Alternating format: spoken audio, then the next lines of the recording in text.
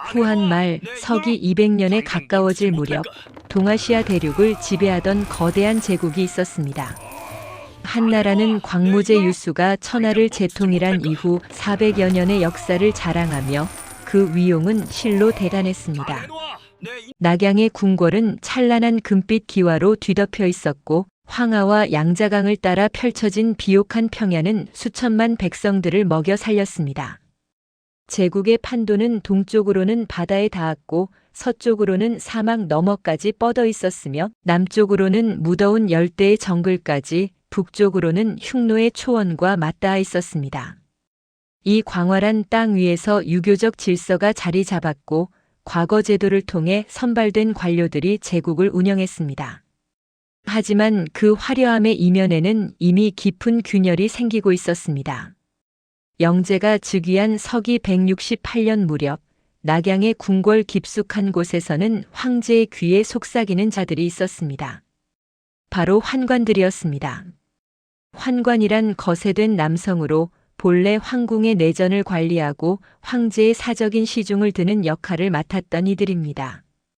그러나 영제시대에 이르러 이들의 권력은 상상을 초월했습니다. 특히 장양, 조절, 단규, 곽승, 후람, 전풍, 하진, 정중, 봉서, 하빈 등 10명의 환관은 십상시라 불리며 조정의 실권을 완전히 장악했습니다. 이들은 황제의 침전에서 잠들고 깨어나는 모든 순간을 함께 했으며 황제가 듣는 모든 말, 보는 모든 문서를 먼저 검열했습니다. 십상시의 권력은 단순히 황제 곁에 있다는 물리적 근접성에서만 나온 것이 아니었습니다. 이들은 체계적이고 조직적인 부패 시스템을 구축했습니다. 가장 악명 높았던 것은 매관매직이었습니다. 낙양의 한 모퉁이 환관들이 관리하는 비밀스러운 저택에는 관직의 가격표가 붙어 있었다고 합니다. 군을 다스리는 태수의 자리는 금 2천만 전, 현을 관리하는 현령의 자리는 금 400만 전, 이렇게 명확한 가격이 매겨져 있었습니다. 후한서 환자열전에는 이러한 매관매직의 실상이 적나라하게 기록되어 있습니다. 돈을 내고 관직을 산 자들은 어떻게 했을까요? 그들은 투자한 돈을 회수해야 했습니다. 새로 부임한 태수나 현령은 부임하자마자 백성들에게 가혹한 세금을 부과했습니다. 원래 법으로 정해진 세율은 무시되었고 온갖 명목의 잡세가 신설되었습니다. 농사를 짓는 데 필요한 물을 쓰려면 수리세를, 길을 지나가려면 통행세를, 심지어 아이가 태어나면 인두세까지 내야 했습니다. 백성들이 세금을 낼 수 없으면 토지를 빼앗았고 토지마저 없으면 노예로 팔아버렸습니다. 이러한 착취는 중앙에서 지방으로, 위에서 아래로 끝없이 이어지는 악순환이었습니다. 십상시는 황제에게 진상할 기이한 보물과 사치품을 요구했고 지방 관리들은 이를 충당하기 위해 백성들을 더욱 쥐어짰습니다. 낙양의 궁궐에서는 연일 호화로운 연회가 열렸습니다. 서역에서 온 진귀한 비단, 남해에서 건져 올린 진주, 멀리 인도에서 가져온 향료들이 넘쳐났습니다. 환관들의 저택은 황궁보다 더 화려했고 그들의 정원에는 기이한 나무와 꽃들이 심어졌습니다. 어떤 환관은 낙양 근교에 별장을 수십 채나 지었고 또 어떤 환관은 거대한 인공 호수를 만들어 배를 띄우고 놀았다고 합니다. 후한서 영제기에는 이 시기의 궁궐 상황이 이렇게 기록되어 있습니다. 황제는 서원이라는 곳에 시장을 만들어 환관들과 함께 장사놀이를 하며 즐겼다. 황제 스스로 상인 행세를 하며 물건을 팔고 사는 흉내를 냈으니 천하의 웃음거리가 되었다. 제국의 최고 통치자가 장난처럼 장사놀이에 빠져 있는 동안 제국의 근간은 무너지고 있었습니다. 부패는 비단 경제적 착취에만 그치지 않았습니다. 관리 선발 제도 자체가 완전히 왜곡되었습니다. 본래 한나라는 효렴이라는 제도를 통해 효성스럽고 청렴한 인재를 추천받아 관리로 등용했습니다. 또한 현량방정이라는 제도를 통해 현명하고 올바른 사람을 뽑았습니다. 하지만 십상시의 시대에는 이 모든 제도가 유명무실해졌습니다. 돈을 많이 바치는 자가 효렴으로 추천받았고 환관들에게 뇌물을 바친 자가 혈량방정으로 선발되었습니다. 진정으로 능력 있고 청렴한 인재들은 버림받았고 아첨과 뇌물로 출세한 무능한 자들이 조정을 가득 채웠습니다. 이러한 상황에 분노한 지식인들이 있었습니다. 태학에서 공부하던 유생들과 지방의 청렴한 관리들은 환관들의 전횡을 비판했습니다. 이들은 청류파라 불렸는데 맑은 물처럼 깨끗한 선비들이라는 뜻이었습니다. 반면 환관들과 결탁한 부패한 관료들은 탕류파라 불렸습니다. 청류파의 대표적 인물로는 진번, 이응, 두무, 진식 등이 있었습니다. 이들은 상소를 올려 환관들의 죄악을 낱낱이 고발했고 백성들 사이에서는 영웅으로 추앙받았습니다. 하지만 환관들의 반격은 무자비했습니다. 서기 169년 환관들은 청류파 인사들을 영모로 몰아 대대적인 숙청을 단행했습니다. 이것이 바로 당고의 금이라 불리는 사건입니다. 후한서 당고열전에는 이때 잡혀간 선비들의 명단이 빼곡히 기록되어 있습니다. 수백 명의 유생들과 관리들이 체포되었고 그들의 가족까지 연좌되어 처형당하거나 유배되었습니다. 감옥에 갇힌 이들은 고문을 당했고 많은 이들이 옥중에서 목숨을 잃었습니다. 살아남은 자들도 평생 벼슬길이 막혔고 그들의 자손까지 관직에 나갈 수 없었습니다. 당고의 금은 두 차례에 걸쳐 일어났습니다. 첫 번째는 서기 169년, 두 번째는 176년이었습니다. 이 두 차례의 대숙청으로 한나라의 지식인 계층은 완전히 침묵했습니다. 더 이상 환관들을 비판하는 목소리는 들리지 않았습니다. 조정에는 아첨꾼들만 남았고 정직한 간원은 사라졌습니다. 제국의 면역 체계가 완전히 파괴된 것입니다. 이 무렵 지방의 상황은 더욱 참담했습니다. 중앙의 부패가 극심해지자 지방 행정은 완전히 마비되었습니다. 황하의 제방이 무너져도 수리할 예산이 없었고 창고에 비축해둔 곡식은 관리들이 빼돌렸습니다. 서기 170년대 후반 황하 유역과 산동 지방에는 극심한 가뭄이 찾아왔습니다. 들판은 바짝 말라 갈라졌고 우물은 바닥을 드러냈습니다. 백성들은 풀뿌리와 나무 껍질로 연명했지만 그마저도 곧 바닥이 났습니다. 자식을 팔아 쌀 한 마를 구하는 일이 비일비재했고 길가에는 굶어 죽은 시체들이 널려 있었습니다. 후한서 오행지에는 이 시기의 재난이 상세히 기록되어 있습니다. 광화원년 여름에 큰 가뭄이 들었다. 백성들이 서로를 잡아먹었다. 사람이 사람을 잡아먹는 참상, 이것이 바로 400년 제국이 맞이한 현실이었습니다. 설상가상으로 전염병까지 돌았습니다. 굶주림에 약해진 백성들 사이에서 열병이 퍼져나갔고 마을 전체가 텅 비는 일도 있었습니다. 중앙정부는 이러한 재난에 어떻게 대응했을까요? 거의 아무것도 하지 않았습니다. 구호품을 실은 수레가 지방으로 출발했다는 기록은 있지만 그 구호품이 실제로 백성들에게 도착했다는 기록은 찾기 어렵습니다. 중간에서 관리들이 빼돌렸기 때문입니다. 어떤 태수는 조정에서 보낸 구호곡식을 시장에 팔아 자신의 주머니를 채웠고 어떤 현령은 백성들에게 구호품을 나눠주는 척하며 실제로는 썩은 곡식과 결을 섞어주었습니다. 백성들의 원망은 하늘을 찔렀습니다. 처음에는 관리들을 원망했지만 점차 한나라 자체를 원망하기 시작했습니다. 유씨의 천하는 이미 끝났다. 하늘이 한나라를 버렸다는 말들이 퍼져나갔습니다. 사람들은 거리에서 시장에서 우물가에서 모여 불만을 토로했습니다. 하지만 불만만으로는 아무것도 바뀌지 않았습니다. 백성들에게 필요한 것은 희망이었고 그들을 이끌 지도자였습니다. 낙양의 궁궐에서는 여전히 화려한 연회가 열리고 있었습니다. 십상시는 황제의 총애를 등에 업고 권세를 더욱 확대했습니다. 외척들도 환관들 못지않게 권력을 탐했습니다. 황후의 오빠, 황제의 장인, 이들 외척 세력과 환관 세력은 때로는 손을 잡고 때로는 싸우며 권력을 나눠 가졌습니다. 정작 나라를 제대로 다스리는 데는 아무도 관심이 없었습니다. 역사서인 자치통감에는 이 시기를 이렇게 평가합니다. 영제 때에 이르러 기강이 완전히 무너졌다. 환관들이 권세를 농단하고 매관매직이 공공연히 이루어졌으니 이는 한나라 멸망의 시작이었다. 제국의 멸망은 어느 날 갑자기 찾아온 것이 아니었습니다. 오랜 세월 쌓인 부패와 탐욕, 무능과 무책임이 만들어낸 필연적 결과였습니다. 서기 180년대에 접어들면서 제국은 이미 회복 불가능한 지경에 이르렀습니다. 백성들의 삶은 나락으로 떨어졌고 지식인들은 침묵했으며 관료들은 부패했고 황제는 무능했습니다. 이 거대한 제국은 겉으로는 여전히 위풍당당해 보였지만 내부는 완전히 썩어 문드러져 있었습니다. 조금만 힘을 가하면 무너질 수밖에 없는 그런 상태였습니다. 그리고 마침내 그 힘이 가해지는 순간이 다가오고 있었습니다. 절망에 빠진 백성들 사이에서 새로운 희망을 외치는 목소리가 들리기 시작했습니다. 푸른 하늘은 이미 죽었다. 누런 하늘이 곧 선다.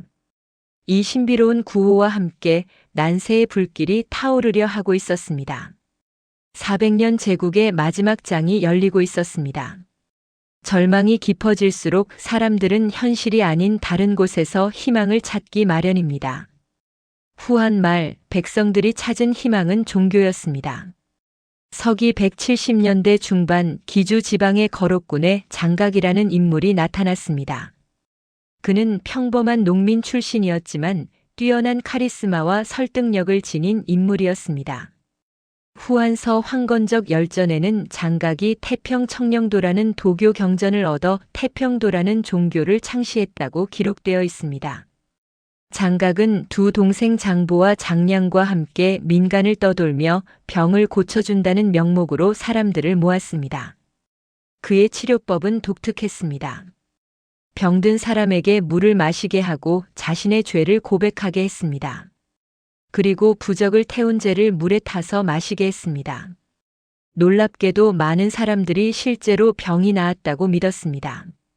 물론 과학적으로 보면 심리적 효과나 자연 치유였겠지만 절망에 빠진 백성들에게는 기적으로 보였습니다. 장각의 명성은 빠르게 퍼져나갔습니다. 처음에는 거록군의 몇몇 마을에서 시작된 소문이 어느새 기주 전역으로 나아가 청주, 서주, 유주, 형주, 양주, 연주, 예주까지 퍼져나갔습니다. 사람들은 그를 대현양사라 불렀고 그의 두 동생도 각각 존칭을 받았습니다. 장각은 단순히 병을 고쳐주는 것에 그치지 않았습니다. 그는 백성들에게 새로운 세상을 약속했습니다. 푸른 하늘은 이미 죽었다. 누런 하늘이 곧 선다. 갑자년의 천하가 대길할 것이다. 이것이 바로 장각이 외친 구호였습니다. 푸른 하늘은 한나라를 상징했습니다. 한나라는 오행설에서 화덕을 상징하며 붉은색을 숭상했지만 하늘의 기운으로는 청색으로 여겨졌습니다.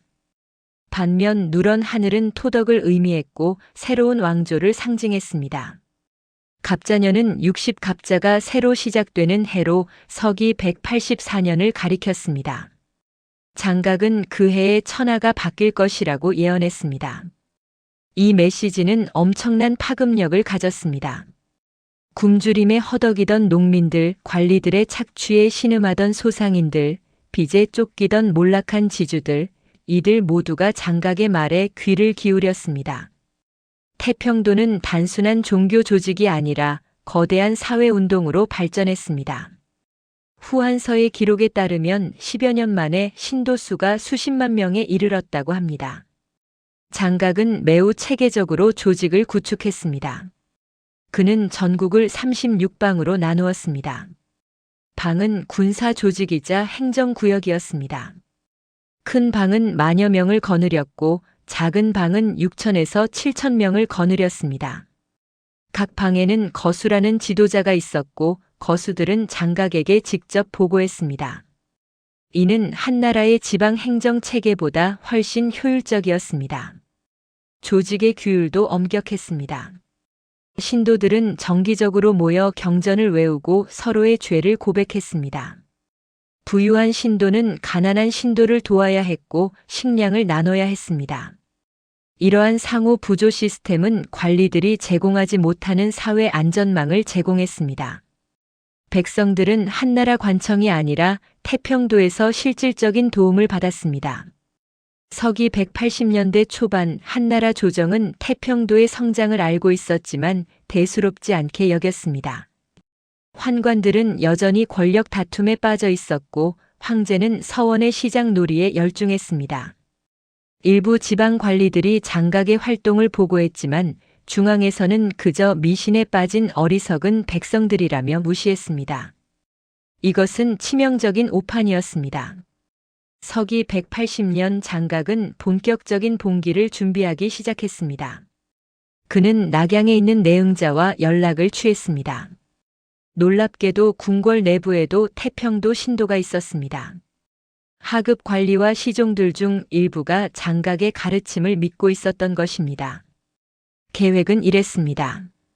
3월 초닷새 전국의 36방이 동시에 봉기하고 낙양 내부의 내응자들이 궁궐에 불을 지르며 혼란을 일으키는 것이었습니다.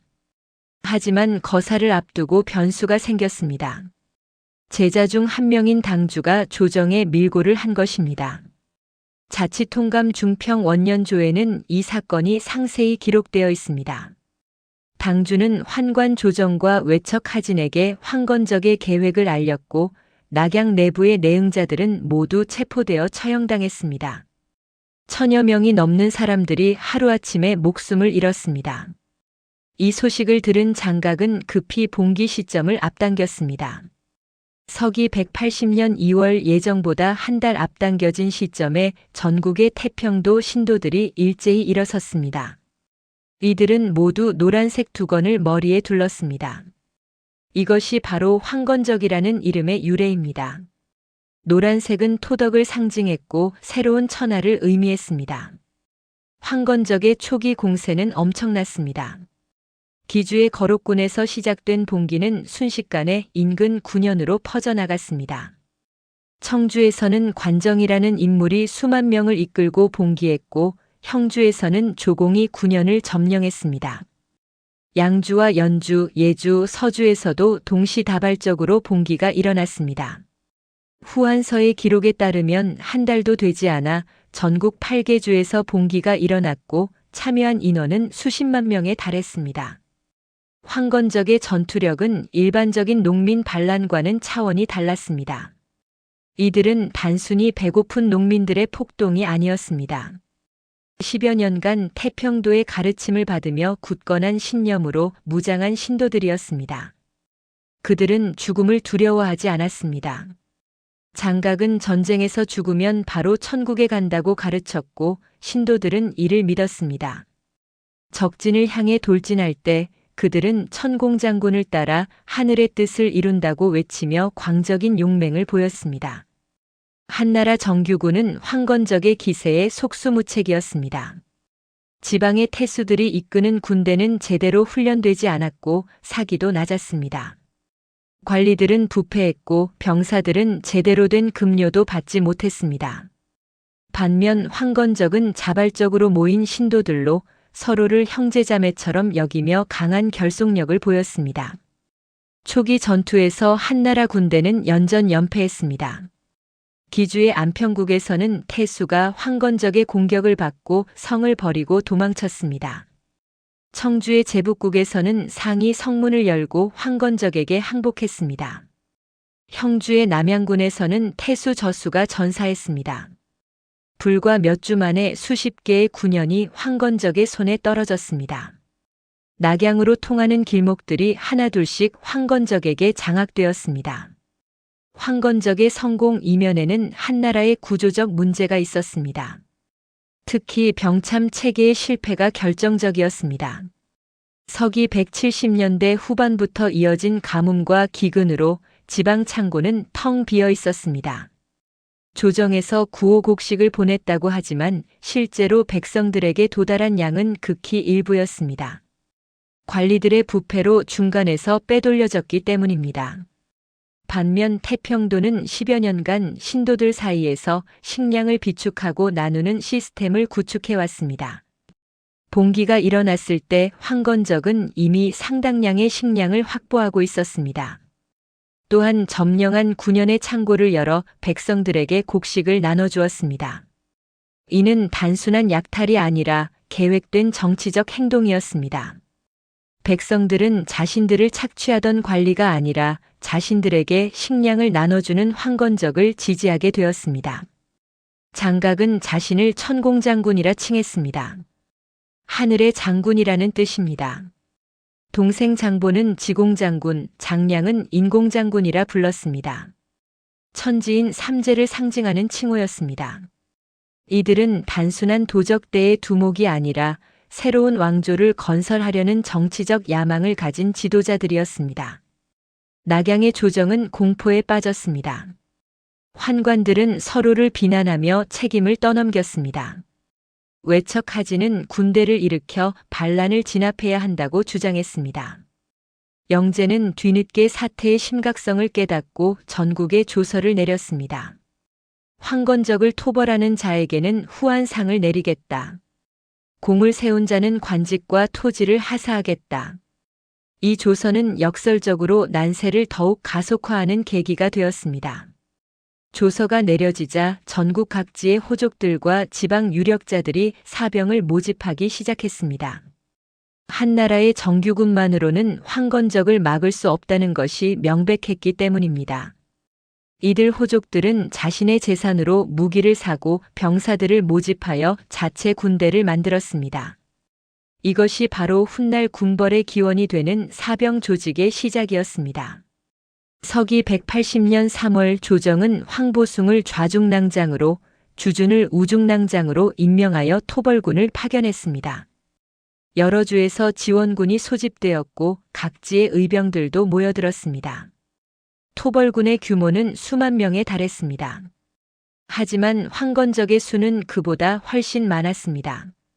자치통감의 기록에 따르면 이 시기 황건적의 총 병력은 30만에서 50만 사이로 추정되었습니다. 전쟁은 격렬했습니다. 기주의 광종에서는 황보숭이 황건적과 대치했습니다.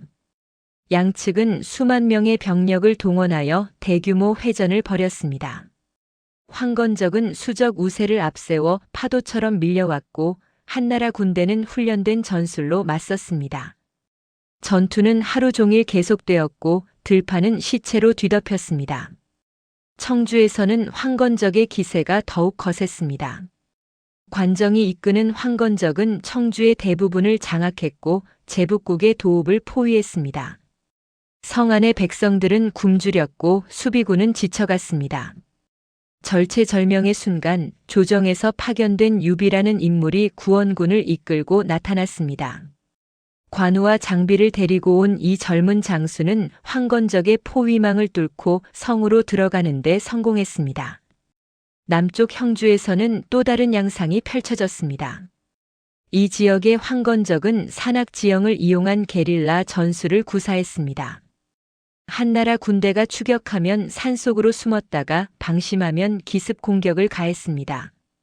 형주 자사왕에는 이들을 진압하는 데 수개월이 걸렸고 그 과정에서 수천 명의 병사를 잃었습니다. 황건적의 전투 방식은 독특했습니다. 그들은 정규 전술보다는 수적 우세와 맹렬한 돌격에 의존했습니다. 전투가 시작되면 앞줄의 황건적들이 북을 치고 함성을 지르며 적진을 향해 달려들었습니다. 많은 이들이 제대로 된 무기조차 없었습니다. 창이나 칼 대신 농기구를 들고 싸우는 이들도 많았습니다. 하지만 그들의 눈빛은 광기로 가득했고 죽음을 두려워하지 않았습니다. 한나라 군대는 황건적보다 훨씬 우수한 무기를 보유하고 있었습니다. 특히 쇠뇌 부대는 황건적에게 치명적이었습니다. 쇠뇌는 활보다 사거리가 길고 관통력이 강한 무기였습니다. 훈련된 쇠뇌 사수들은 백보 밖에서도 적을 명중시킬 수 있었습니다. 황건적이 돌격해올 때 쇠뇌 부대가 일제히 화살을 쏘아대면 앞줄의 황건적들이 우수수 쓰러졌습니다. 기병 역시 한나라 군대의 강력한 무기였습니다. 중국 북방에서 훈련된 기병들은 뛰어난 기동력으로 황건적의 측면을 공격했습니다. 황건적의 대부분이 보병이었기 때문에 기병의 기습 공격은 매우 효과적이었습니다. 기병들이 측면에서 돌격해오면 황건적의 대열은 순식간에 무너졌습니다. 하지만 황건적도 나름의 장점이 있었습니다. 그들은 지형을 잘 알았습니다. 대부분이 지역 농민 출신이었기 때문에 어느 길이 지름길인지 어디에 숨을 곳이 있는지 훤히 꿰뚫고 있었습니다. 또한 지역 백성들의 지원을 받았습니다. 마을 사람들은 한나라 군대가 오면 황건적에게 알려주었고 식량을 제공했습니다. 전쟁이 길어지면서 양측 모두 지쳐갔습니다. 서기 180년 여름 장각은 병을 얻었습니다. 10여 년간 전국을 돌며 포교 활동을 하고 봉기를 준비하고 전쟁을 지휘하느라 몸이 상한 것입니다. 후한서에는 장각이 7월에 병사했다고 기록되어 있습니다. 황건적의 정신적 지주가 사라진 것은 큰 타격이었습니다. 하지만 황건적의 봉기는 장각의 죽음으로 끝나지 않았습니다. 동생 장보와 장량이 계속 저항했고 각 지역의 거수들도 독자적으로 싸웠습니다. 전국 곳곳에서 크고 작은 전투가 계속되었습니다. 이 거대한 민중 봉기는 비록 최고 지도자를 잃었지만 이미 걷잡을 수 없는 불길처럼 번져나가고 있었습니다. 황건적의 봉기는 한나라에 치명상을 입혔습니다. 비록 결국 진압되었지만 그 과정에서 한나라의 중앙 집권 체제는 완전히 무너졌습니다. 지방의 호족들이 군대를 가지게 되었고 조정은 이들을 통제할 힘을 잃었습니다. 400년 제국의 종말을 알리는 종소리가 황건적의 함성과 함께 전국에 울려 퍼지고 있었습니다. 서기 184년 2월 황건적의 봉기 소식이 낙양에 전해졌을 때 조정의 대신들은 경악했지만 한 사람만은 침착하게 상황을 분석하고 있었습니다. 바로 30살의 젊은 관료 조조였습니다. 그는 이미 몇 년 전부터 제국의 붕괴를 예견하고 있었고 이 혼란이 오히려 자신에게는 기회가 될 수 있다는 것을 알고 있었습니다. 조조의 출신은 그리 화려하지 않았습니다. 그의 조부 조등은 환관이었습니다. 후한 시대의 환관은 권력을 쥐고 있었지만 사회적으로는 천대받는 존재였습니다. 유교적 가치관이 지배하던 시대에 환관 집안 출신이라는 것은 지울 수 없는 낙인이었습니다. 조조의 아버지 조숭은 조등의 양자로 들어갔고 막대한 재산을 물려받았습니다. 돈은 있었지만 명성은 없었습니다. 명문 귀족들은 조씨 집안을 경멸했고 청류파 선비들은 코웃음을 쳤습니다. 어린 시절의 조조는 방탕했다고 합니다. 삼국지 위서 무제기에는 그가 젊었을 때 여러 가지 교활한 짓을 좋아하고 협객을 좋아했다고 기록되어 있습니다. 귀족 자제들과 어울려 매사냥을 즐기고 밤에는 담을 넘어 남의 집에 몰래 들어가는 장난을 치기도 했습니다.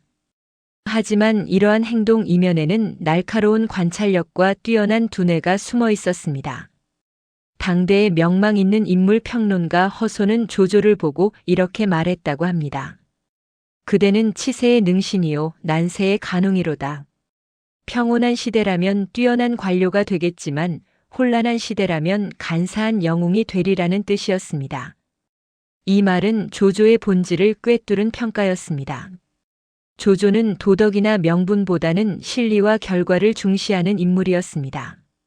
조조는 20살에 낙양의 북부의가 되었습니다. 북부의는 수도의 치안을 담당하는 관직으로 그리 높은 자리는 아니었지만 실권이 있는 자리였습니다. 조조는 부임하자마자 강력한 법 집행을 시작했습니다. 그는 성문 밖에 오색봉이라는 몽둥이를 여러 개 세워놓고 야간 통행 금지를 어기는 자는 신분에 관계없이 때려 죽인다고 선포했습니다. 얼마 지나지 않아 시험대가 찾아왔습니다. 황제가 총애하는 환관 전풍의 숙부가 야간 통행 금지를 어기고 거리를 활보했습니다. 모든 사람들이 조조가 어떻게 나올지 주목했습니다. 권력자의 친척을 처벌하면 자신의 관직이 위태로워질 것이 분명했습니다. 하지만 조조는 주저하지 않았습니다. 그는 오색봉으로 전풍의 숙부를 때려 죽였습니다. 삼국지 위서에는 이 사건이 상세히 기록되어 있으며 이로써 경사 사람들이 두려워하여 감히 밤에 다니지 못했다고 적혀 있습니다. 이 사건으로 조조는 청렴하고 강직한 관리로 명성을 얻었지만 동시에 환관들의 미움을 샀습니다. 얼마 지나지 않아 그는 좌천되어 돈구현의 현령으로 임명되었습니다. 수도에서 멀리 떨어진 변방의 작은 현이었습니다. 하지만 조조는 불평하지 않았습니다. 오히려 이곳에서 행정 경험을 쌓고 지역의 호족들과 관계를 맺었습니다. 몇 년 후 조조는 다시 중앙으로 돌아와 의랑이라는 관직을 얻었습니다. 의랑은 황제를 호위하는 근위대 장교로 중앙 정계의 동향을 파악하기에 좋은 위치였습니다. 이 시기 조조는 낙양의 부패를 직접 목격했습니다. 십상시가 권력을 농단하고 매관매직이 공공연히 이루어지며 백성들이 신음하는 모습을 보면서 그는 제국의 붕괴가 임박했다는 것을 확신했습니다. 서기 184년 초 조조는 30살이었습니다. 그는 동군의 태수로 임명되기를 자청했습니다. 동군은 황하 남쪽에 위치한 전략적 요충지였습니다. 그곳에서 군대를 훈련시키고 세력을 키울 수 있다고 판단했기 때문입니다. 하지만 조정은 그를 제남국의 상으로 임명했습니다. 상은 제후국의 행정장관으로 태수와 비슷한 지위였습니다. 제남국에 부임한 조조는 즉시 개혁을 단행했습니다. 이 지역은 음사가 성행하여 백성들이 귀신을 섬기는데 재산을 탕진하고 있었습니다. 조조는 음사를 금지하고 사당 600여 개를 파괴했습니다. 삼국지 위서에는 백성들이 크게 기뻐했다고 기록되어 있습니다. 또한 부패한 관리 8명을 파면하고 그들의 재산을 몰수하여 국고를 채웠습니다. 조조의 강력한 행정은 효과가 있었지만 동시에 많은 적을 만들었습니다. 부패한 관리들과 결탁한 호족들이 조정에 상소를 올려 조조를 비난했습니다. 환관들도 조조를 좋아하지 않았습니다. 결국 조조는 다시 좌천될 위기에 처했고 그는 병을 핑계로 관직을 사임하고 고향으로 돌아갔습니다. 고향 초국에서 칩거하던 조조에게 황건적 봉기의 소식이 전해졌습니다. 이것이야말로 그가 기다리던 기회였습니다. 영제는 전국에 조서를 내려 황건적을 토벌할 군대를 모집했고 공을 세운 자에게는 후한상을 약속했습니다. 조조는 즉시 고향의 장정들을 모아 의병을 조직했습니다. 조조가 모집한 병력은 처음에는 5천여 명에 불과했습니다. 대부분이 초국과 인근 패국의 농민들이었습니다. 이들은 제대로 된 군사 훈련을 받지 못한 오합지졸이었습니다. 하지만 조조에게는 남다른 점이 있었습니다. 그는 병법을 깊이 연구했고 손자병법과 오자병법을 통달하고 있었습니다. 삼국지 위서에는 조조가 병서를 많이 읽고 손자병법의 주석을 달았다고 기록되어 있습니다. 조조는 먼저 군대의 기강을 바로 세웠습니다. 엄격한 군율을 정하고 명령 불복종은 즉시 처형했습니다. 약탈을 금지하고 백성들에게 피해를 주는 자는 엄벌에 처했습니다. 처음에는 병사들이 불평했지만 조조는 흔들리지 않았습니다. 심지어 자신의 친척 중 한 명이 민가에서 닭을 훔쳤을 때도 군법에 따라 처벌했습니다. 이러한 엄격함으로 군대는 점차 규율을 갖추게 되었습니다. 다음으로 조조는 훈련에 집중했습니다. 그는 한나라 정규군의 전술을 연구했고 특히 쇠뇌 부대의 효용성에 주목했습니다.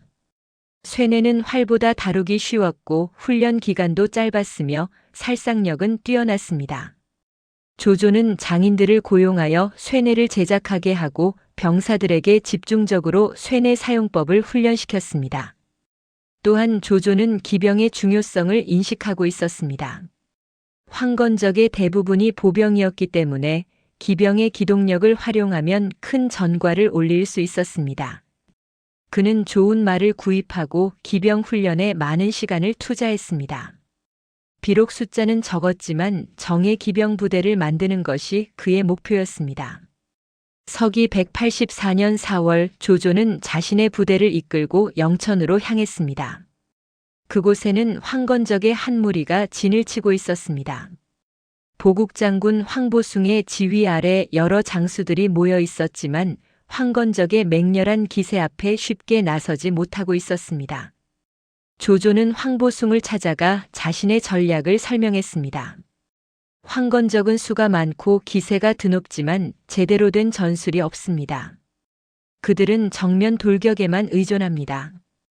우리는 쇠뇌로 그들의 기세를 꺾고 기병으로 측면을 공격해야 합니다. 조조의 분석은 명확했습니다. 황보숭은 젊은 장수의 자신감 있는 태도에 감명받아 조조에게 기회를 주었습니다. 첫 전투는 영천 성 밖에서 벌어졌습니다. 황건적 수만 명이 북을 치며 함성을 지르며 다가왔습니다. 그들의 노란 두건이 물결처럼 출렁였고 창과 몽둥이가 햇빛에 반짝였습니다. 일반 군대라면 그 기세에 눌려 사기가 떨어졌을 것입니다. 하지만 조조의 군대는 침착했습니다. 조조는 쇠뇌 부대를 앞줄에 배치하고 방패병들이 그들을 보호하게 했습니다. 황건적이 백보 안으로 들어오자 명령을 내렸습니다. 발사! 수백 개의 쇠뇌가 일제히 불을 뿜었습니다. 화살들이 비처럼 쏟아져 내렸고 앞줄에 황건적들이 쓰러졌습니다. 하지만 뒤에서 계속 밀려왔습니다. 조조는 침착하게 두 번째 발사 명령을 내렸습니다. 쇠뇌 부대는 세 차례에 걸쳐 집중 사격을 가했고 황건적의 대열에 큰 공백이 생겼습니다. 바로 그때 조조는 측면에 숨겨둔 기병에게 신호를 보냈습니다. 수백 기의 기병이 일제히 돌격했습니다. 말발굽 소리가 대지를 울렸고 기병들은 긴 창을 앞세워 황건적의 측면을 찔렀습니다. 황건적은 갑작스러운 기병의 돌격에 당황했고 대열이 흔들렸습니다. 조조는 이 순간을 놓치지 않고 전군에 돌격 명령을 내렸습니다. 전투는 한나라 군대의 일방적인 승리로 끝났습니다. 삼국지 위서에는 적 수천 명을 베었다고 기록되어 있습니다. 조조는 첫 전투에서 뛰어난 전술 능력을 입증했습니다. 황보숭은 조조의 공을 높이 평가하여 조정에 보고했고 조조는 제남상으로 복직되었습니다. 하지만 조조는 여기서 만족하지 않았습니다. 그는 계속해서 황건적을 추격했습니다. 영천에서 진류로, 진류에서 동군으로 끊임없이 황건적을 추적하며 전과를 쌓았습니다. 매 전투마다 그는 새로운 전술을 시도했습니다. 어떤 때는 복병을 활용했고 어떤 때는 야간 기습을 감행했습니다. 어떤 때는 거짓 퇴각으로 적을 유인한 뒤 포위 섬멸했습니다.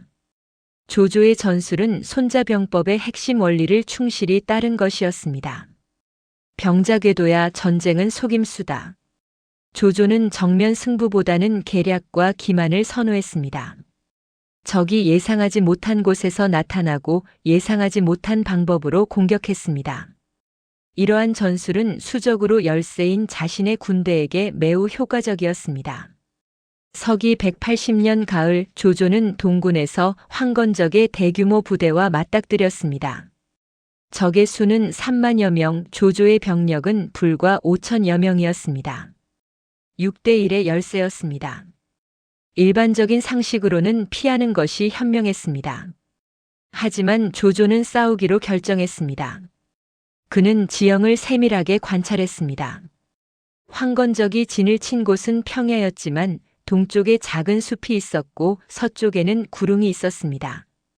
조조는 밤을 이용하여 기병 대부분을 구릉 뒤에 숨겼습니다. 그리고 동이트자 본대를 이끌고 황건적 진영 앞으로 나아갔습니다. 황건적은 조조의 군대를 보고 비웃었습니다. 적은 수의 군대가 감히 자신들에게 도전한다는 것이 우스웠습니다. 그들은 일제히 돌격했습니다. 조조는 일부러 퇴각하는 척했습니다. 황건적은 승리를 확신하며 추격했습니다. 그들의 대열은 점차 흐트러졌고 구릉 근처까지 유인되었습니다. 바로 그때 구릉 뒤에 숨어있던 기병들이 일제히 뛰쳐나왔습니다. 황건적은 완전히 측면을 노출한 상태였습니다. 기병들의 돌격은 가공할 위력을 발휘했습니다. 황건적의 대열은 순식간에 무너졌고 조조는 즉시 반격 명령을 내렸습니다. 퇴각하던 부대가 돌아서서 공격했고 황건적은 완전히 포위되었습니다. 삼국지 위서에는 이 전투에서 적만여 명을 베고 그 수령 장백을 죽였다고 기록되어 있습니다. 조조의 명성은 크게 높아졌고 그의 부대는 이제 정예 부대로 인정받았습니다. 조정은 조조를 제남상에서 동군 태수로 승진시켰습니다. 이제 그는 한 개 군을 다스리는 지방관이 되었습니다. 하지만 조조의 야망은 태수 자리에 머물지 않았습니다. 황건적과의 전투를 통해 그는 중요한 교훈을 얻었습니다. 난세에서 살아남으려면 강력한 군대가 필요하다는 것, 그리고 그 군대는 충성스럽고 잘 훈련되어야 한다는 것입니다. 그는 동군에서 계속 군대를 확충하고 훈련시켰습니다. 5천 명이었던 부대는 10,000명으로 다시 20,000명으로 늘어났습니다. 조조는 또한 인재를 모으기 시작했습니다. 그는 출신이나 문벌을 따지지 않았습니다. 능력만 있다면 천민이라도 등용했습니다. 이는 당시로서는 매우 파격적인 인재 등용 방식이었습니다. 유교적 전통을 중시하는 명문 귀족들은 조조를 비난했지만 그는 개의치 않았습니다. 나에게 필요한 것은 충신이 아니라 능신이다. 조조의 이 말은 그의 현실주의적 면모를 잘 보여줍니다. 조조의 마카에는 점차 뛰어난 인재들이 모여들었습니다. 전략가 순욱 모사곽가, 맹장 하후돈과 하후연, 조인, 조홍 등이 조조를 따랐습니다. 이들 대부분은 조조와 같은 초국이나 인근 지역 출신이었습니다. 혈연과 지연으로 맺어진 이들은 조조에게 절대적인 충성을 바쳤습니다. 서기 185년 황건적의 주력은 대부분 진압되었지만 여전히 곳곳에서 잔당들이 저항하고 있었습니다. 조조는 이들을 토벌하며 계속 군사적 경험을 쌓았습니다. 그는 단순히 황건적을 죽이는 것이 아니라 항복한 자들을 자신의 군대에 편입시켰습니다. 이건 역시 파격적인 조치였습니다. 대부분의 장수들은 황건적을 역적으로 간주하여 모두 죽였지만 조조는 그들도 원래는 한나라의 백성이며 관리들의 착취에 견디다 못해 봉기한 것이라고 보았습니다. 조조의 이러한 현실주의적 접근은 매우 효과적이었습니다. 항복한 황건적들은 조조의 관대함에 감격하여 충성스러운 병사가 되었습니다. 조조의 군대는 점차 강대해졌고 그의 영향력은 동군을 넘어 인근 지역까지 확대되었습니다. 삼국지연의에서는 조조가 간사하고 잔인한 인물로 묘사되지만 정사 삼국지의 기록을 보면 초기 조조는 유능하고 현실적인 행정가이자 전략가였습니다. 그는 부패를 혐오했고 백성들의 고통에 공감했으며 능력주의를 신봉했습니다. 물론 그는 목적을 위해 수단을 가리지 않는 냉혹함도 가지고 있었지만 그것은 난세를 살아가는 데 필요한 자질이었습니다. 황건적의 봉기는 조조에게 무대를 제공했습니다. 만약 황건적의 난이 없었다면 조조는 평범한 지방관으로 생을 마쳤을지도 모릅니다. 하지만 난세는 영웅을 필요로 했고 조조는 그 기회를 놓치지 않았습니다. 그는 전쟁터에서 자신의 능력을 입증했고 군대를 키웠으며 인재를 모았습니다. 천하를 호령할 기반을 닦기 시작한 것입니다. 난세가 영웅에게 요구하는 것은 무엇일까요? 인덕일까요? 아니면 승리일까요? 조조는 후자를 선택했습니다.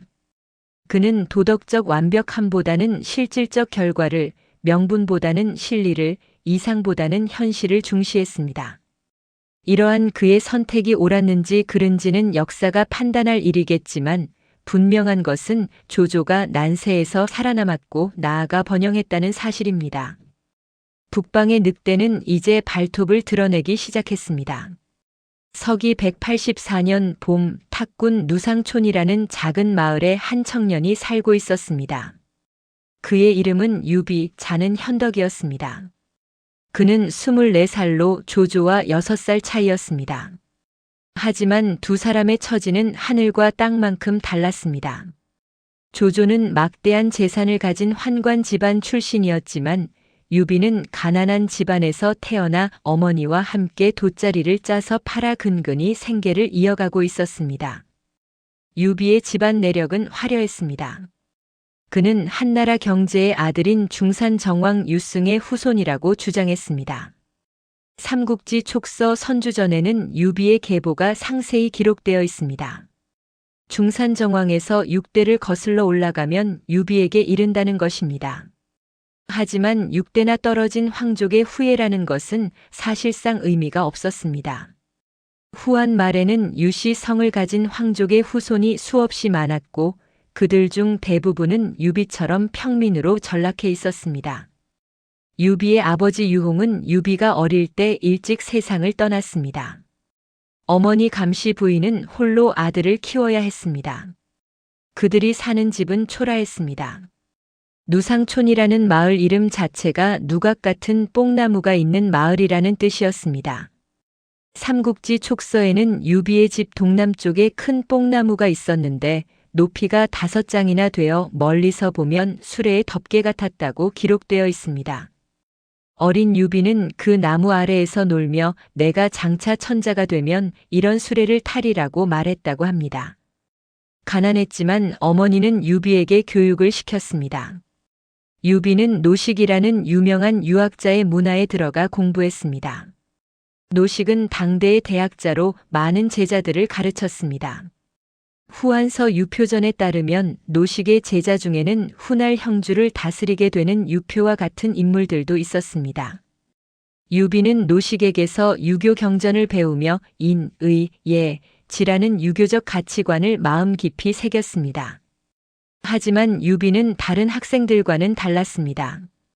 삼국지 촉서에는 그를 좋아하지 않고 개와 말, 음악과 아름다운 옷을 좋아했다고 기록되어 있습니다. 학문보다는 사람들과 어울리기를 좋아했고 협객들과 교우하기를 즐겼습니다. 그는 말수가 적었지만 사람들을 대할 때는 언제나 공손하고 예의 바랐습니다. 희로를 얼굴에 드러내지 않았고 아랫사람에게도 함부로 대하지 않았습니다. 유비에게는 특별한 매력이 있었습니다. 사람들은 그를 만나면 자연스럽게 호감을 느꼈습니다. 그의 키는 7척 5촌, 약 173cm였습니다. 당시로서는 큰 키였습니다. 삼국지 촉서는 그의 외모를 이렇게 묘사합니다. 손이 무릎까지 닿고 눈으로 자신의 귀를 볼 수 있었다.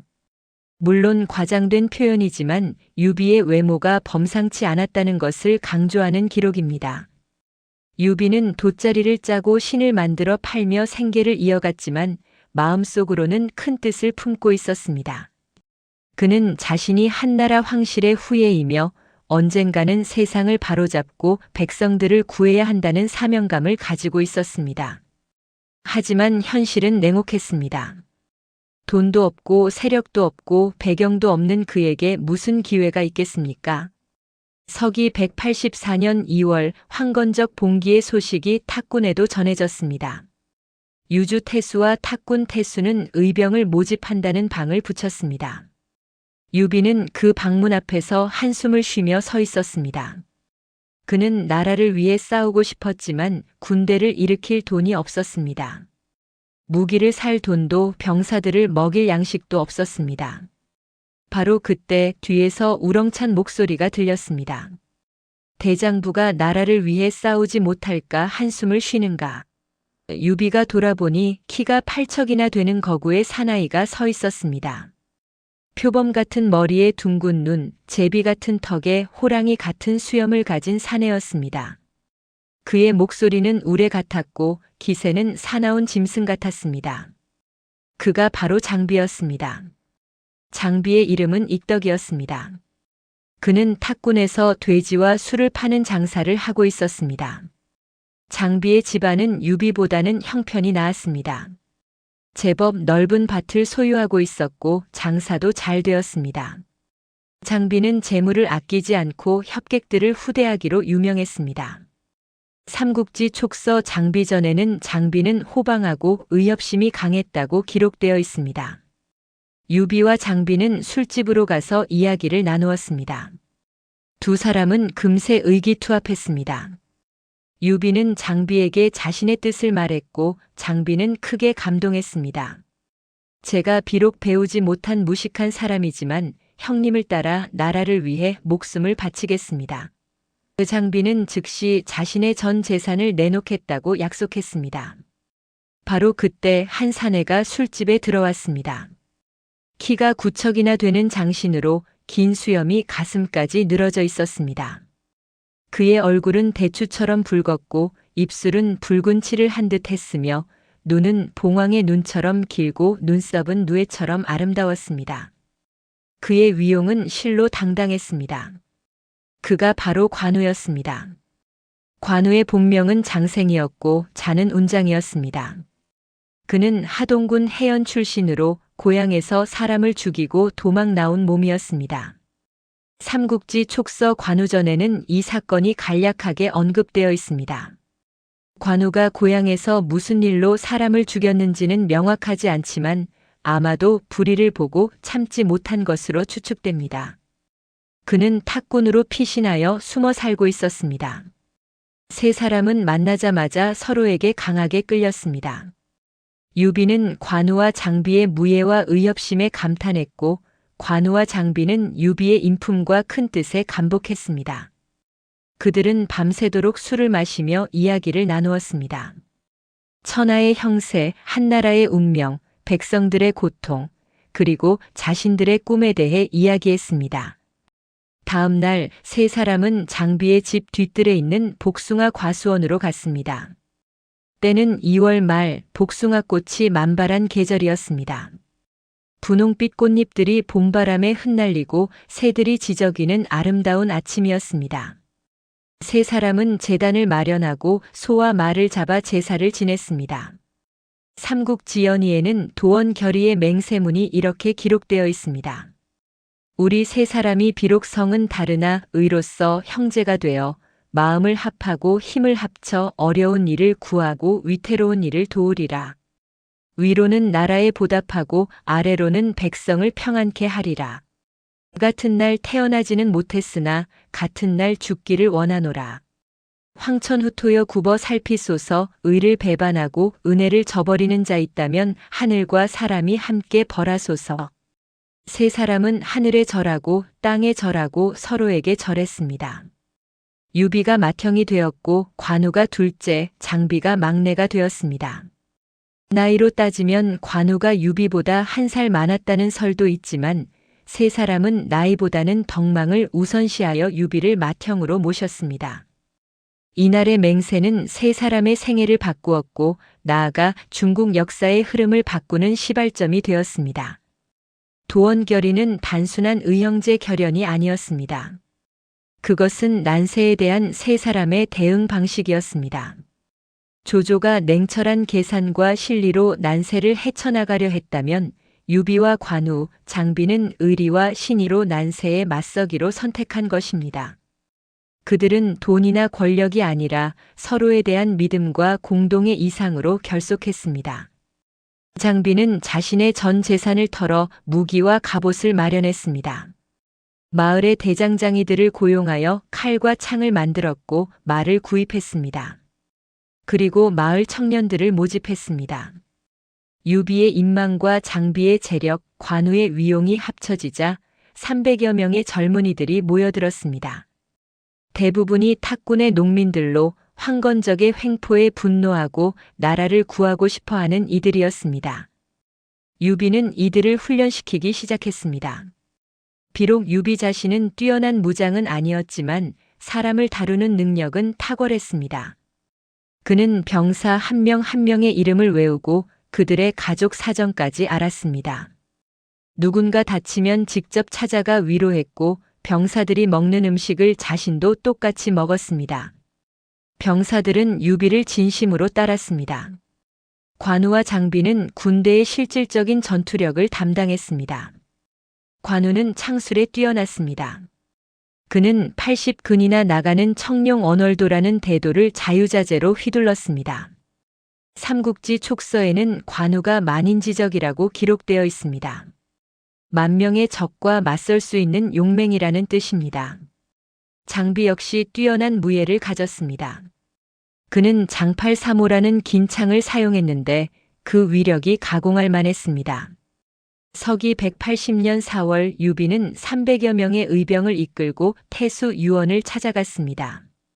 유원은 유비의 일행을 보고 크게 기뻐했습니다. 유비가 황실의 후예라는 것도 마음에 들었고 관우와 장비의 무예도 인상적이었습니다. 유원은 유비 일행을 자신의 부대에 편입시키고 황건적 토벌에 나섰습니다.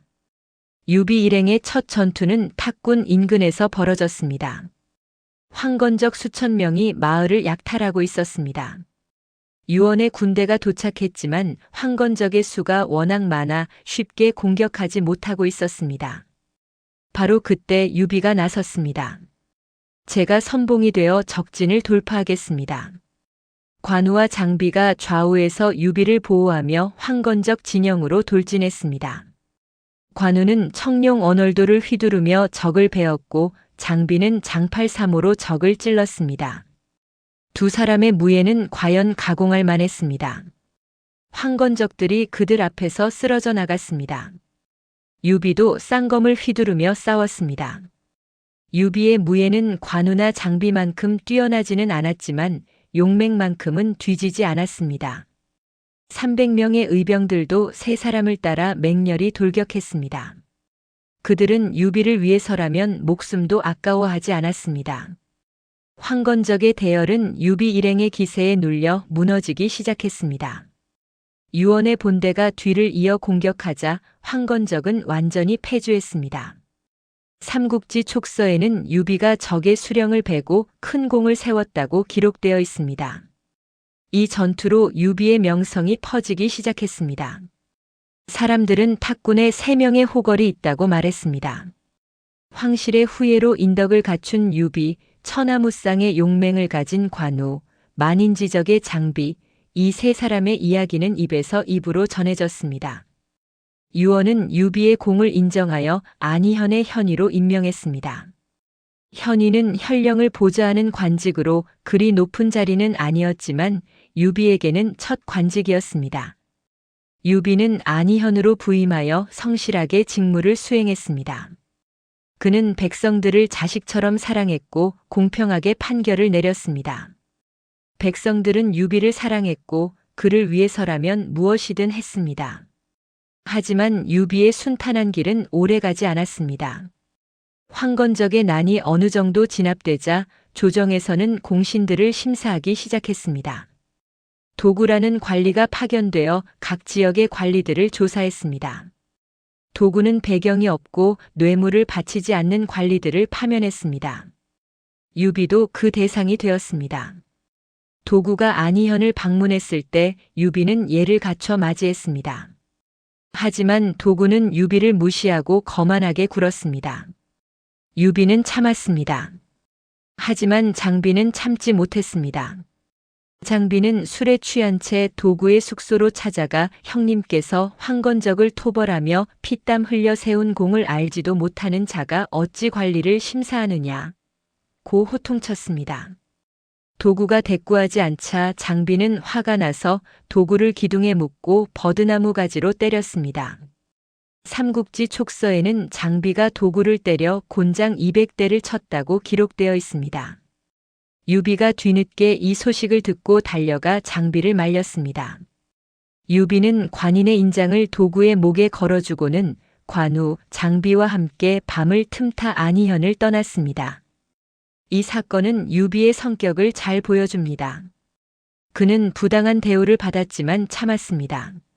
하지만 동생 장비가 의분을 참지 못하고 저지른 일에 대해서는 관직을 버리고 동생을 따랐습니다. 유비에게는 관직이나 명예보다 의리가 더 중요했습니다. 세 사람은 떠돌이 신세가 되었습니다. 하지만 유비는 좌절하지 않았습니다. 하늘이 우리에게 준 시련이다.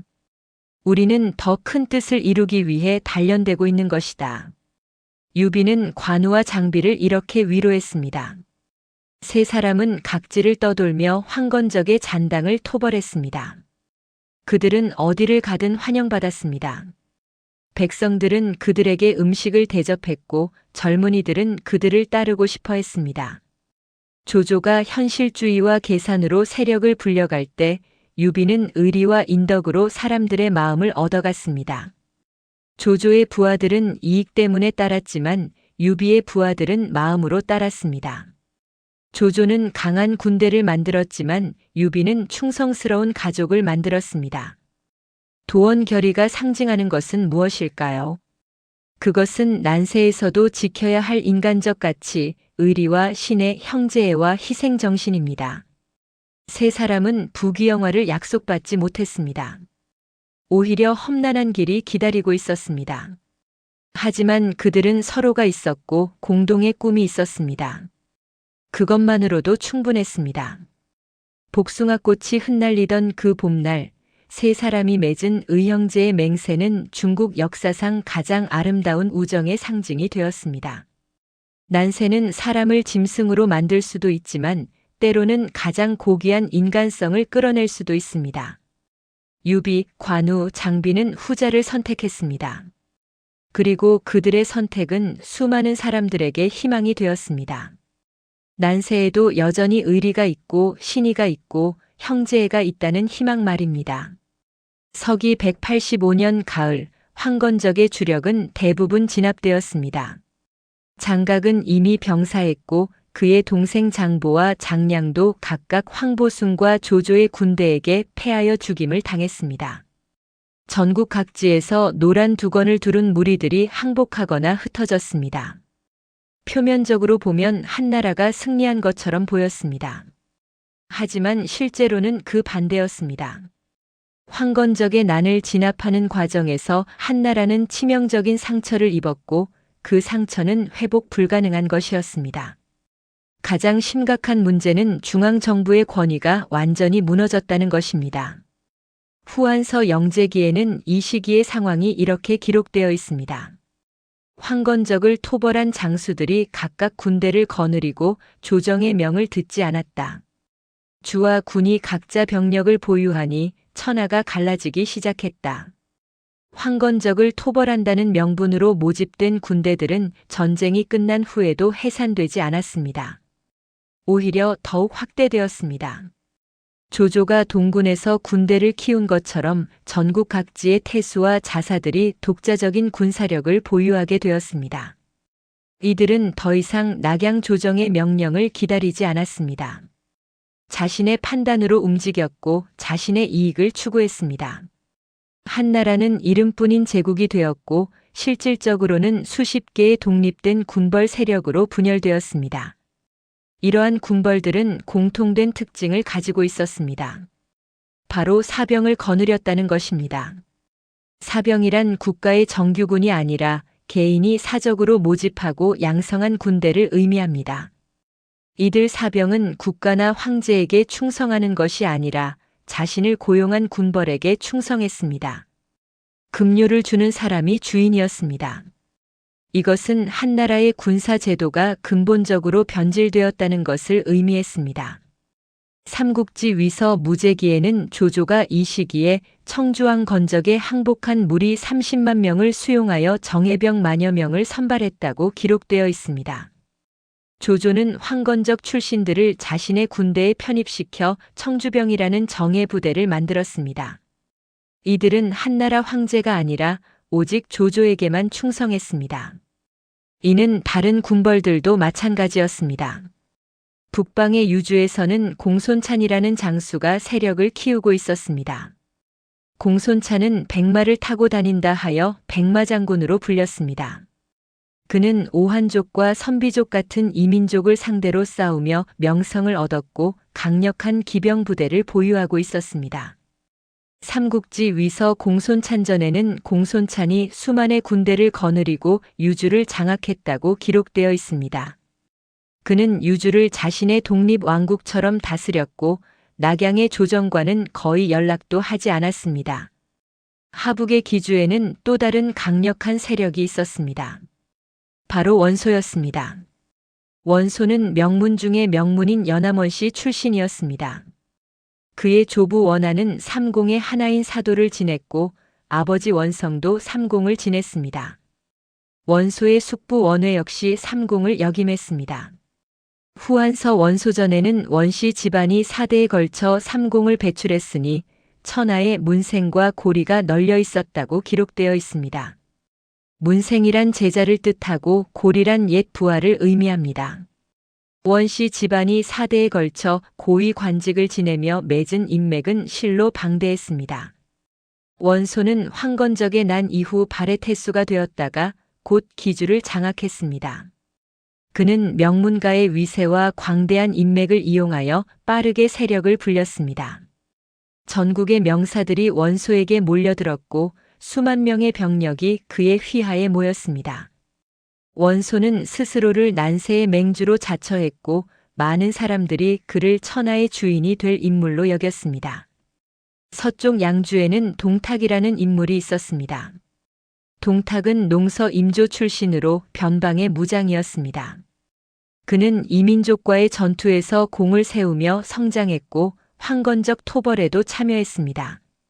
삼국지 위서 동탁전에는 동탁이 용맹하고 힘이 세며 말을 타고 활을 쏘는데 능했다고 기록되어 있습니다. 하지만 동탁의 가장 큰 장점은 무예가 아니라 군대를 장악하는 능력이었습니다. 그는 병사들에게 약탈한 재물을 후하게 나눠주어 충성을 샀고 수만 명의 서량군을 거느리게 되었습니다. 동쪽 서주에는 도겸이라는 늙은 관리가 있었습니다. 도겸은 원래 유주 출신으로 황건적 토벌에 공을 세워 서주자사가 되었습니다. 그는 인자하고 관대한 성품으로 백성들의 사랑을 받았지만 우유부단한 면도 있었습니다. 삼국지 촉서 선주전에는 도겸이 온후하고 백성을 사랑했으나 강단이 부족했다고 평가되어 있습니다. 남쪽 형주에는 유표가 자리 잡았습니다. 유표는 원소와 마찬가지로 명문가 출신이었고 노식 선생의 제자였습니다. 후한서 유표전에는 유표가 홀로 형주에 부임하여 강한 토착 세력을 제압하고 형주를 안정시켰다고 기록되어 있습니다. 유표는 무력보다는 지략으로 형주를 장악했고 학문을 장려하여 많은 학자들을 불러 모았습니다. 형주는 비교적 전란의 피해가 적어 피난민들이 대거 몰려들었습니다. 강동에는 손씨 가문이 세력을 키우고 있었습니다. 손견은 오군 부춘 출신으로 미천한 집안에서 태어났지만 뛰어난 무예와 용맹으로 성장했습니다. 삼국지 5서 손파로전에는 손견이 17세의 해적을 토벌하여 명성을 얻었다고 기록되어 있습니다. 손견은 황건적 토벌에 참여하여 큰 공을 세웠고 강동 지역에서 세력을 확보했습니다. 그의 아들 손책과 손권은 훗날 강동을 완전히 장악하여 오나라를 건국하게 됩니다. 서북쪽 한중에는 장로라는 인물이 있었습니다. 장로는 종교 지도자였습니다. 그는 할아버지 장릉의 뒤를 이어 오두미도라는 도교 종파를 이끌었습니다. 오두미도는 황건적의 태평도와 비슷한 종교였지만 더 조직적이고 체계적이었습니다. 신도들은 세금 대신 쌀 5마를 바쳤고 이것이 오두미도라는 이름의 유래가 되었습니다. 삼국지 장로전에는 장로가 한중을 다스리며 독자적인 정교일치 국가를 만들었다고 기록되어 있습니다. 이처럼 전국 각지에서 수십 명의 군벌들이 활거하게 되었습니다.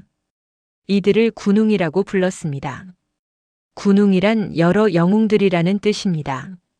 하지만 그들은 영웅이라기보다는 야심가들에 가까웠습니다. 각자가 자신의 세력을 확장하려 했고 다른 군벌을 견제하려 했습니다. 전국은 긴장된 평화 상태에 놓였습니다. 언제든 전쟁이 터질 수 있는 상황이었습니다. 낙양의 조정은 이러한 상황을 통제할 능력이 전혀 없었습니다. 영제는 여전히 서원에서 장사놀이를 하며 시간을 보냈고 십상시는 여전히 권력을 농단했습니다. 자치통감 중평 연간의 기록을 보면 조정회의에서 지방의 군벌 문제가 논의되었지만 아무런 대책도 나오지 않았습니다. 어떤 대신은 군벌들을 토벌해야 한다고 주장했지만 토벌할 군대가 없었습니다. 다른 대신은 회유해야 한다고 말했지만 회유할 수단도 없었습니다. 군벌들이 보유한 군사력은 중앙정부의 직할 군대를 훨씬 능가했습니다. 낙양을 방어하는 중앙군은 겨우 수만 명에 불과했고 그나마도 제대로 훈련되지 않았습니다. 반면 조조는 수만 명, 원소는 10만 명 이상, 동탁도 수만 명의 정예병을 거느리고 있었습니다. 전국의 군벌들이 보유한 총 병력을 합치면 100만 명이 넘었을 것입니다. 더욱 심각한 것은 경제력의 분산이었습니다. 황건적의 난으로 전국 각지가 황폐해졌습니다. 농토는 버려졌고 백성들은 도망쳤으며 세수는 급감했습니다. 중앙정부로 올라오는 세금은 예전의 3분의 1도 되지 않았습니다. 후한서 오행지에는 중평 연간의 국고가 바닥났고 관리들의 봉급도 제때 지급되지 못했다고 기록되어 있습니다. 반면 지방 군벌들은 자신의 영지에서 직접 세금을 거두었습니다. 조정에 상납할 필요가 없었기 때문에 군벌들의 재정은 오히려 풍족했습니다. 그들은 이 돈으로 군대를 확충하고 무기를 생산하고 인재를 영입했습니다. 중앙은 가난해지고 지방은 부유해지는 역설적인 상황이 벌어진 것입니다. 군벌들 사이에도 미묘한 균형이 형성되었습니다. 그들은 서로를 견제했습니다. 조조는 원소를 경계했고 원소는 공손찬을 견제했습니다. 공손찬은 원소와 대립했고 유표는 손견을 경계했습니다. 이러한 세력 균형 때문에 당장은 대규모 전쟁이 일어나지 않았지만 그것은 시한폭탄과 같았습니다. 언제든 균형이 깨지면 전국을 휩쓰는 대전란이 시작될 것이 분명했습니다. 그들이 노리는 것은 무엇이었을까요? 명목상으로는 모두 한나라 황제에게 충성한다고 말했습니다. 하지만 실제로는 모두가 천하 패권을 꿈꾸고 있었습니다.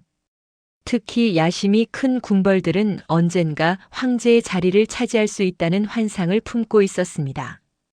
황건적이 무너뜨린 것은 한나라의 군사력만이 아니었습니다. 그들이 진정으로 무너뜨린 것은 황제의 권위였고 중앙 집권 체제였으며 400년 제국이 쌓아온 질서였습니다. 자치통감에는 이 시기를 이렇게 평가합니다. 중평 이후 천하가 크게 어지러웠다. 주군의 장수들이 각각 군대를 거느리고 서로 공격하니 백성들이 도탄에 빠졌다. 한나라의 국운이 이미 기울었으나 아직 새로운 천자가 나타나지 않았으니 이는 춘추전국 시대의 재현이었다.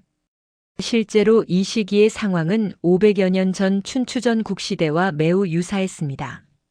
명목상의 천자는 존재하지만 실권은 제후들에게 있었고 제후들은 서로 다투며 패권을 노렸습니다. 이러한 상황에서 가장 중요한 것은 무엇이었을까요? 그것은 바로 한나라의 옥세와 황제의 명이었습니다. 비록 황제의 실권은 없었지만 여전히 상징적 권위는 남아 있었습니다. 황제의 이름으로 내린 조서는 법적 정당성을 부여했습니다. 따라서 군벌들은 황제를 자신의 수중에 넣으려 했습니다. 황제를 보호한다는 명분으로 낙양을 장악하고 황제의 이름으로 다른 군벌들에게 명령을 내리려 했습니다. 서기 189년 드디어 그 기회가 찾아왔습니다. 영제가 34살의 나이로 급서한 것입니다. 후한서 영제기에는 영제가 중평 6년 4월에 붕어했다고 기록되어 있습니다. 영제의 죽음은 권력 공백을 만들었고 이는 곧 거대한 폭풍의 시작이었습니다. 영제에게는 두 아들이 있었습니다. 장남 유변은 하진의 누이인 하태우 소생이었고 차남 유협은 왕미인 소생이었습니다. 환관들은 차남 유협을 황제로 옹립하려 했고 외척 하진은 장남 유변을 황제로 세우려 했습니다.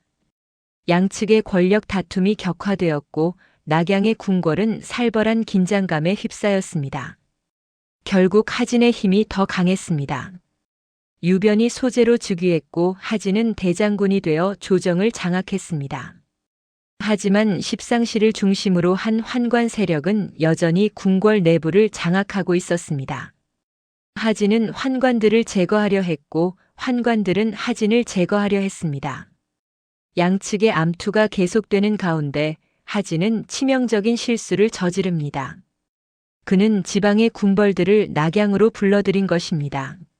하진은 동탁, 정원 등의 군벌들에게 군대를 이끌고 낙양으로 오라고 명령했습니다. 환관들을 위협하여 권력을 빼앗으려는 계획이었습니다. 하지만 이것은 성문을 열고 이리를 불러들이는 것과 같았습니다. 삼국지 위서 동탁전에는 하진이 동탁을 불러들인 것이 화근이 되었다고 명확히 기록되어 있습니다. 서기 189년 9월 환관들은 선수를 쳤습니다.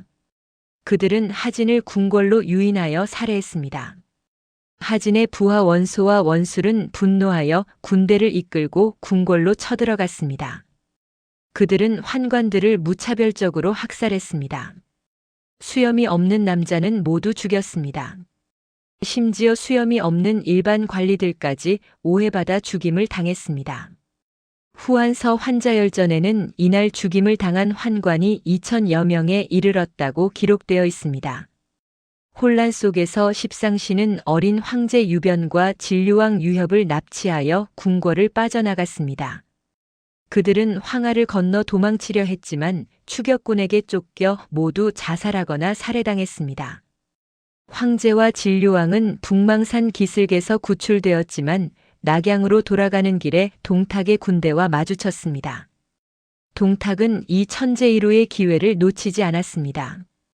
그는 황제를 보호한다는 명분으로 소재와 진류왕을 자신의 진영으로 데려갔습니다. 그리고 곧 낙양으로 입성하여 조정을 장악했습니다. 동탁의 서량군은 낙양을 점령했고 그는 사실상 천하의 주인이 되었습니다. 자치통감 초평 원년의 기록에는 이렇게 적혀 있습니다. 동탁이 낙양에 들어가 정권을 장악하니 천하가 크게 어지러웠다. 이로써 군웅할 거의 시대가 본격적으로 시작되었다. 황건적이 한나라의 몸통을 흔들었다면 동탁은 한나라의 목을 조른 것입니다. 이제 군웅들은 더 이상 황건적이라는 공동의 적이 아니라 서로를 적으로 삼게 되었습니다. 그들이 노리는 것은 한나라의 옥새였고 천하의 패권이었습니다. 복숭아꽃이 흩날리던 봄날 도원에서 의를 맹세한 세 형제, 냉철한 현실주의로 무장한 조조, 명문가의 위세를 자랑하는 원소, 포악한 힘으로 낙양을 장악한 동탁, 이들이 이제 본격적으로 천하를 놓고 다투게 됩니다. 400년 제국의 종말이 눈앞에 다가왔고 삼국시대의 서막이 오르고 있었습니다. 난세는 이제 막 시작되었고 앞으로 수십 년간 이어질 처절한 전쟁의 불씨가 타오르기 시작했습니다.